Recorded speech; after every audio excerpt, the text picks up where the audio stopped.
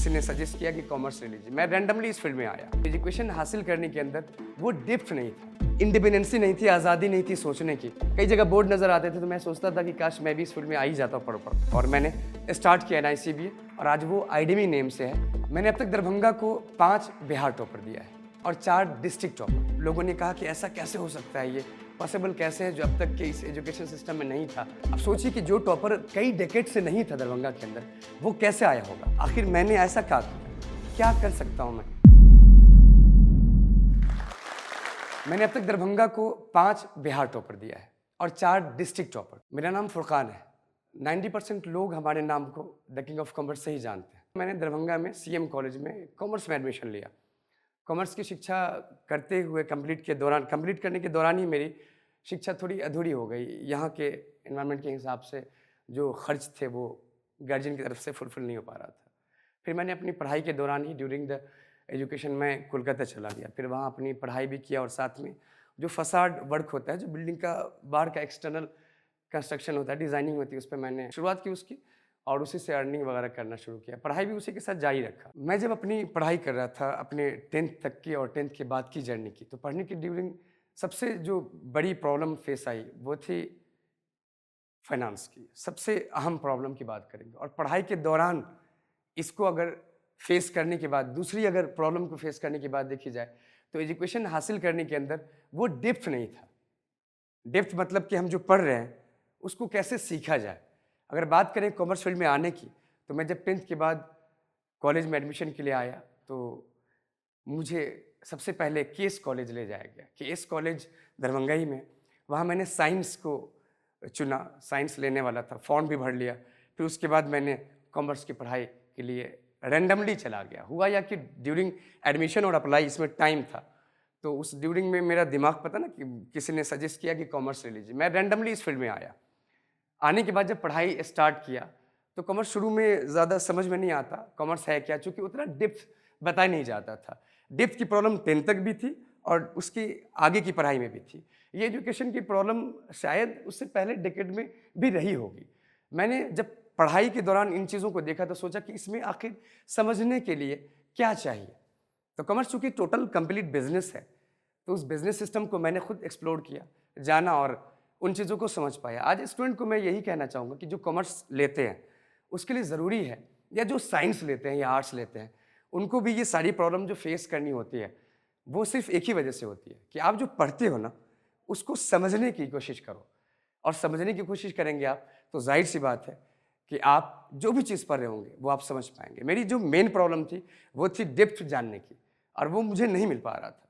तो मैंने इसके लिए ज़्यादातर सेल्फ स्टडी पे और एक्सप्लोर करके जो एनवायरनमेंट, चूँकि कॉमर्स तो टोटली बिजनेस है, तो बिजनेस को मैंने एक्सप्लोर किया और इससे आसानी मैंने समझ लिया उन चीज़ों को। मेरी इकोनॉमिक स्थिति परिवार की उतनी अच्छी नहीं थी, मेरे ख़ास तौर से फादर की। ज़रिया माश जो होता है कमाई का, वो समझिए कि ना के बराबर था। इसलिए मेरी अपनी पढ़ाई का जो शुरुआत की है बचपन से, जो मैंने आँख खोला पढ़ाई करने के लिए, तो वो नानी से हुई। चूँकि घर की हालत अच्छी नहीं थी तो हम सब भाई बहन वो नानी के यहाँ रहते थे और वहीं से अपनी पढ़ाई पूरी की। नानिहाल में जब मैं पढ़ता था वहाँ हाँ, पढ़ाई के लिए थोड़ी सख्ती थी, कहीं खेलने नहीं जा सकते थे। वो सिर्फ बुक से नाता रहता था और बस घर के अंदर जो हो रहा है बस उतनी ही तक महदूद थे। इंडिपेंडेंसी नहीं थी, आज़ादी नहीं थी सोचने की। माँ बाप से रिश्ता भी अच्छा था। माँ बाप के पास जब 1 महीने के लिए जाता था थोड़ा सा इमोशनल भी हो जाते थे बचपन में। सोच सकते हैं कि 1 महीने की छुट्टी होती थी, जाना। उसके बाद पढ़ाई के लिए जब आगे की पढ़ाई, मुझे याद है कि जब 7th से 8th में गांव के मदरसे से जब स्कूल में मेरा एडमिशन हुआ तो 100 रुपया, उसका 100 रुपीज़ लगता था एडमिशन में, स्कूल में, हाई स्कूल में।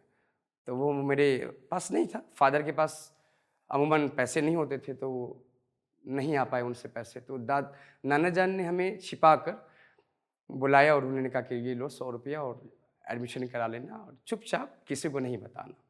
मुझे वो याद है आज भी। और इसी तरह से फिर आगे की जो जर्नी थी वो दरभंगा पहुंची। दरभंगा में आने के बाद फिर मेरी हालत, मतलब वो खर्च को पूरे करने की नहीं थी। 1500 रुपया लगता था लॉज का खर्चा और ट्यूशन वगैरह की फीस, वो नहीं हो पाया था कंप्लीट, मतलब पूरा। तो फिर मैं वापस वहाँ से कोलकाता जाना पड़ा। फिर बिजनेस सिस्टम पे एंट्री किया। फिर वो फसाड वर्क में जो ACP और शीशा गिलास का जो वर्क होता है बिल्डिंग के आगे का, उसके साथ कॉन्ट्रैक्ट के साथ मैं अपनी पढ़ाई भी करता था। मैं अपनी पढ़ाई कंप्लीट किया उस दौरान फिर मुझे घर वापस आना पड़ा, चूँकि अब ज़िम्मेदारियाँ भी देखनी थी, घर के अंदर हालात जो एक होने चाहिए, घर को सँभालने के लिए छोटी बहनें, छोटा भाई, मेरे बाद जो 2 और छोटे भाई हैं, सिस्टर भी है, उसको भी देखना था। तो मैं सबसे बेहतर चुना कि ऐसा क्यों नहीं करें, इस काम को ही चुन लें यहाँ दरभंगा के अंदर, जिस काम को मैं कोलकाता में कर रहा था। तो उस काम को यहाँ शुरू किया। शुरू करने के दौरान जब मैं गुजर रहा था, तो हर जगह एजुकेशन दिखता था। ज़ाहिर-सी बात है, दरभंगा एक एजुकेशन के लिए माना जाना जगह है। कई जगह बोर्ड नज़र आते थे, तो मैं सोचता था कि काश मैं भी इस फील्ड में आ ही जाता पढ़-पढ़। चूँकि एजुकेशन बचपन से था, ऐसा नहीं था कि मैं बाई चांस एजुकेशन में आया, बाई चॉइस आया। तो मैंने सोचा कि क्यों ना इंस्टीट्यूट को डाला जाए, और मैंने स्टार्ट किया NICBA, और आज वो IDME नेम से है। स्ट्रगल मैंने देखा अपनी पढ़ाई के दौरान, वो और अभी के बच्चों में पढ़ाई का जो सिस्टम है, थोड़ा-सा डिफरेंट लगा हमें। तो मैंने जो बचपन से सीखा था अपने पेरेंट्स से, मैंने सोचा उसी सिस्टम पे एजुकेशन को स्टार्ट किया जाए। तो मैंने सबसे पहले NICBA नेम से स्टार्ट किया एजुकेशन, और इसकी शुरुआत मैंने 2017 में नींव डाल दी। 2018 में मैंने सबसे फर्स्ट सेशन मेरा था वो, सबसे पहले 12 स्टूडेंट थे मेरे पास, उसमें से मैंने एक स्टूडेंट बिहार का 10वां रैंक दिया। काफ़ी आलोचना हुई, लोगों ने कहा कि ऐसा कैसे हो सकता है, ये पॉसिबल कैसे है जो अब तक के इस एजुकेशन सिस्टम में नहीं था, दरभंगा में कई डिकेड से नहीं था, बिहार का रैंक दरभंगा से। और इसकी जानकारी हमें तब मिली जब मैं डॉक्टर SK सिंह, जो कि अब नहीं रहे, राइटर हैं वो, उनसे हमारी मुलाकात हुई थी। उन्होंने पर्सनली विजिट किया हम लोगों को, तो उन्होंने ही बताया कि कई डिकेड से यहाँ बिहार का रैंक नहीं था। 2018 में वो फर्स्ट रैंक था, 10वां रैंक बिहार को दरभंगा से मतलब दरभंगा को बिहार में जगह मिली। इसके बाद फिर नेक्स्ट सेशन में कंटिन्यू रैंक आता चला गया, उसमें फर्स्ट रैंक भी था, 8th rank, 10th rank, 3 rank 2020 में एक साथ आए। फिर उसके बाद 2022 में 5th रैंक है, और कई डिस्ट्रिक्ट रैंक भी है। यानी अगर टोटल देखा जाए तो 2018 से फर्स्ट सेशन से लेकर 2022 तक 5 महीने अब तक बिहार टॉपर दिए हैं, और कई डिस्ट्रिक्ट रैंक दिया है। इन सब की आलोचना इसलिए हुई कि आखिर ये हुआ कैसे, आखिर मैंने ऐसा क्या किया, क्या कर सकता हूँ मैं भी तो एक नॉर्मल एक टीचर ही हूँ, सब लोग पढ़ाते ही हैं। तो मेरा जो एक सोच था कि वो ये थी कि मैंने जो सीखा बचपन से, वो ये थी कि इंडिपेंडेंसी डाल दीजिए बच्चों के अंदर, स्वतंत्रता, आज़ादी जिसको कहते हैं। आज़ादी मतलब कि उसको सोचने लायक बनाइए। ज़रूरी नहीं कि वो आपसे पढ़ने आया या मेरे पास आया तो मैं जो बताऊँ बस उसी को फॉलो करे। पढ़ाई का ये मोटिव नहीं होना चाहिए। तो मैंने वही किया, मैं बच्चों के अंदर कोशिश किया उसको इंडिपेंडेंट बनाने का। और थोड़ी-सी आलोचना इससे ये हुई कि थोड़ा-सा पैटर्न अलग था मेरा इस एनवायरनमेंट के अंदर। मैं जब बाहर से आया और मेरा जो तरीका था वो थोड़ा-सा डिफरेंट लगा। थोड़ी बहुत आलोचना भी हुई, रिज़ल्ट को लेकर, तरीके को लेकर। लेकिन जैसे-जैसे वक़्त बीता, साल दर साल रिज़ल्ट आने लगे, तो एक एनवायरनमेंट बदला। 2017 से पहले की अगर मैं बात करूँ तो 360 प्लस मार्क्स ही अमूमन बेहतर मार्क्स हुआ करते थे इस एनवायरनमेंट के अंदर। पहली दफ़ा कई डिकेड के बाद 400 प्लस मार्क्स था। जो एजुकेशन आप कॉमर्स की हासिल कर रहे हैं अपने दरभंगा के अंदर या पूरे बिहार में, तो कभी-कभी ये भी होता है कि बच्चे ज़्यादातर जो स्टूडेंट होते हैं, जैसे CBSE बोर्ड को ले लें, तो CBSE बोर्ड के ज़्यादातर स्टूडेंट पलायन कर जाते हैं यहाँ से दूसरी तरफ कि वहाँ शायद बेहतर एजुकेशन होगा। लेकिन ऐसा नहीं है। दरभंगा के अंदर अब जो पहले था, मैंने जो देखा 2018 से पहले जो हालात थे, वो अब नहीं है, अब धीरे-धीरे बदला है। कॉमर्स में मैंने अब तक 5 बिहार टॉपर दिए हैं। अब सोचिए कि जो टॉपर कई डेकेड से नहीं था दरभंगा के अंदर, वो कैसे आया होगा? तो ये जब ये चीज़ हो सकता है, तो ज़ाहिर-सी बात है कि एजुकेशन यहाँ बदला है। तो ये जो पलायन करते हैं, बाहर जाते हैं, पेरेंट्स के ऊपर एक बर्डन पड़ता है जो पैसे का, इकोनॉमिक स्थिति जिनकी अच्छी है उनके लिए तो ठीक है, लेकिन जो नॉर्मल है वो ये सोच कर नहीं पढ़ पाते हैं। लेकिन ऐसा नहीं, दरभंगा अब एजुकेशन के लिए अब बेहतर हो चुका है। आप बेफ़िक्र हो के यहाँ या कहीं और आप एजुकेशन को अच्छे से हासिल कर सकते हैं। लेकिन हाँ, जिस तरह आप बाकी प्रोडक्ट लेने के लिए चुनते हैं ना, एनालिसिस करते हैं अपनी पढ़ाई को भी, वैसे ही एनालिसिस करके पढ़ें।